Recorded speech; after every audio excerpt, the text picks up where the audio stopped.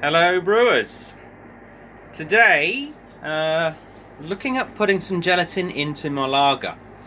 Now this is what I did with the last one and it seemed to work, but I'll be interested to know what everyone else is doing with this process. So it's a Helles Bock, my Bock, from the Brewing Classic Styles book. And it's been in here since the 22nd of January.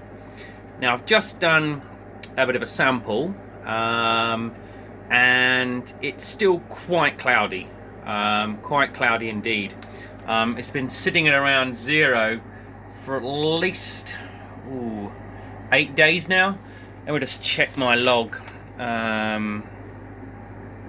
Yeah, 9 days it's been sitting at 0, and it's quite misty. So I've decided, as I did it with the last one, that I am going to mix up some gelatin in the conical flask here. I'll show you the process, what we do with that as we go, and then I'm going to dose it into the kegmenter there, and hopefully that'll clear up. Now, I'm unsure. I've spoken to a few fellow brewers about this.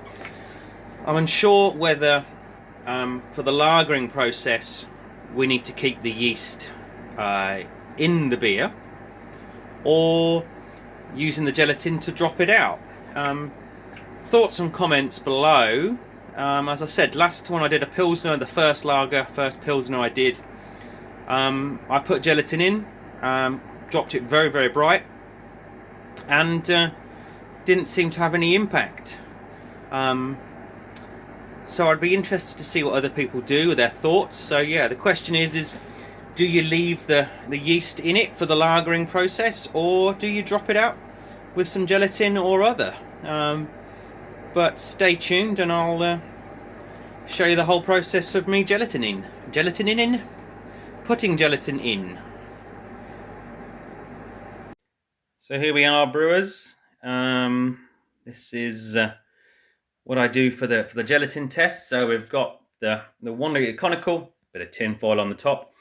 So I've just cleaned and run a sanitizer through this, then rinsed it through, and I've got dechlorinated water in the bottom here. Be careful, that's warming up. So dechlorinated water in there, just short of 400 ml. So what my intention is to boil that up. Boil it for about 10 minutes, so the conical and the water, the foil on the top, is all sanitized. Let that then cool back down, and then put the gelatin in. So I'm just using the Dr. Oetker, available for most supermarkets here in the UK. So I'm just using that. I'll put a whole packet in. It's only a couple of dollars, where am I? A couple of pounds. And put the whole packet in, and then put it into the kegmenter, which I'll show you the process. So I'll just let this boil, cool down, then we'll get the gelatin in. So we have the water's now boiling, so we'll boil that for 10 minutes just to sanitize everything, and then we'll let it cool down. Okay, so the 10 minutes up, and it's literally just finished boiling. You can probably see there's still the odd little bubble there. Now, I don't trust that this gelatin is totally bacteria free, and want to put this in when this is cold. So I'm just going to let this cool down for just a minute or two, just so it gets off boiling, because you don't want to boil the gelatin.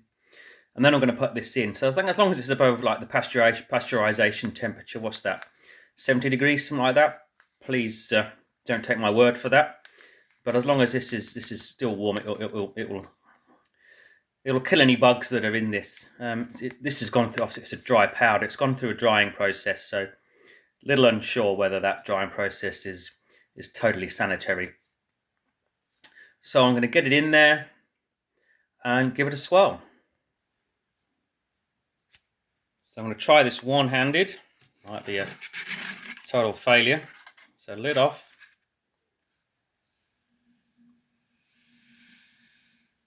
Gelatin in. So it's already made a mess with the steam it's sort of attached to. There we go, so that's in.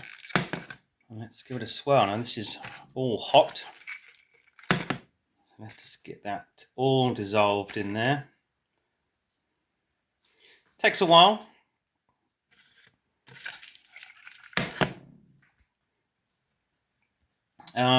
And then before it gets, once it's fully dissolved, and before it goes solid, because it will go solid once it gets cold, we're going to go and put it in the fermenter.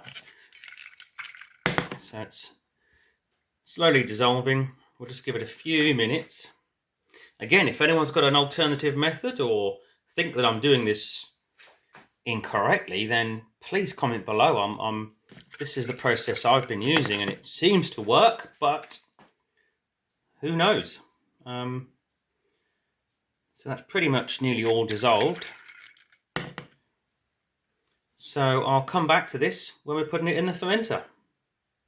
So the process of getting it in to the fermenter.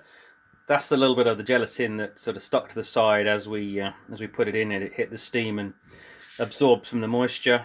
We'll clean that out later. So this is the kegmenter that it's going into. It's going to go into this port at the top. So I've just sprayed everything with some Star Sand just to make sure everything is sanitary. So what I'm going to do, obviously we want to avoid any oxygen ingress. So got a ball lock, connect to my CO2 cylinder.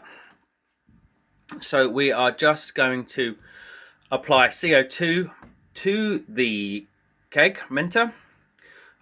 So when we open this, there is a flow out, CO2 coming out, gelatin going in. Now, before I take that lid off, I am just going to make sure that there is no, and there is, no pressure in there.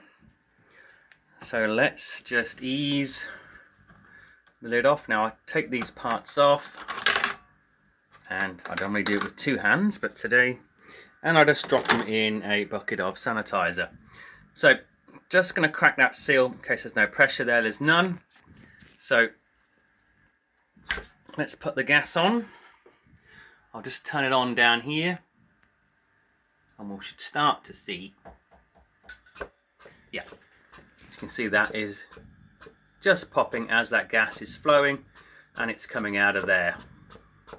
So we've got a positive flow of CO2 coming out of the kegmenter, hopefully trying to avoid any oxygen ingress. So let's remove that. Again, into the Star Sand bath. So let's take the gelatin. Now before we undo that, what I like to do is get the beer a little bit moving. So I'd like to rock that, so when this goes in, it's going into moving beer. So here we go. So remember, CO2 is coming out, gelatin's going in, so hopefully we're not getting any oxygen ingress. By the looks of the steam that's coming out, hopefully that is detailing that aspect. That's all in, nearly burnt my finger. So leaving the CO2 flowing. Just going to put the lid back on, and I'm just going to let that purge out the CO2 in that area for a minute. So I'm just going to open up the PRV as well, so it's going to flow through there now, and we'll put the tri-clamp back on. Sorry about this one-handed ability. Come on. Oh, look at that. Right, I'm going to purge that area again.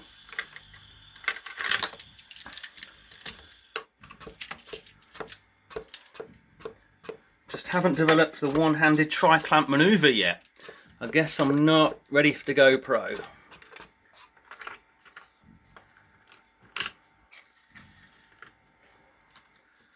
Just release the pressure.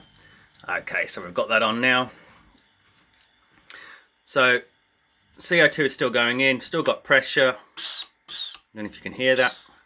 So I'm just going to purge that for a minute or so, just to make sure there's no CO2 going in there, and then give that all a swirl. Get that gelatin mixed up in there, so it gets in contact with all the haze making compounds that it's going to drop out. So I'll just